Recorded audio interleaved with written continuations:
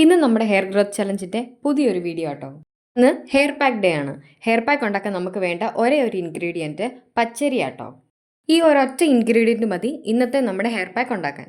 പച്ചരി സാധാരണ നമ്മൾ ചോറ് വയ്ക്കുന്ന പോലെ തന്നെ കഴുകി വെള്ളത്തിലിട്ട് വേവിച്ചെടുക്കണം. ഇത് കഴിയുമ്പം ആ കഞ്ഞിവെള്ളം കൂട്ടി തന്നെ ചൂടാറി കഴിയുമ്പം മിക്സിയുടെ ജാറിലിട്ട് അടിച്ചെടുക്കണം. പാക്ക് അപ്ലൈ ചെയ്യുന്നതിന് മുന്നേ ഒന്നെങ്കിൽ നിങ്ങൾക്ക് ഹെയർ ഓയിൽ ചെയ്യാം, ഇല്ലെങ്കിൽ ഇത് നമ്മൾ മിക്സിയിലിട്ട് അടിച്ചെടുക്കുന്ന സമയത്ത് ഹെയർ ഓയിൽ ഇതിൽ ആഡ് ചെയ്ത് നമുക്ക് അടിച്ചെടുക്കാം. ഇത് അപ്ലൈ ചെയ്യുമ്പോൾ മുടി ഒന്ന് ഡ്രൈ ആക്കാൻ ചാൻസ് ഉള്ളതുകൊണ്ടാണ് നമ്മൾ അങ്ങനെ ചെയ്യുന്നത്. അടിച്ചെടുത്ത മിക്സ് ഇതുപോലെ നമ്മൾ ഒരു തുണിയിൽ അരിച്ചെടുക്കണം, ഇല്ലെങ്കിൽ അതിൻ്റെ പൊടി നമ്മുടെ സ്കാൽപ്പിലും ഹെയറിലും ഒക്കെ ഇങ്ങനെ ഒട്ടിയിരിക്കാൻ ചാൻസ് ഉണ്ട്.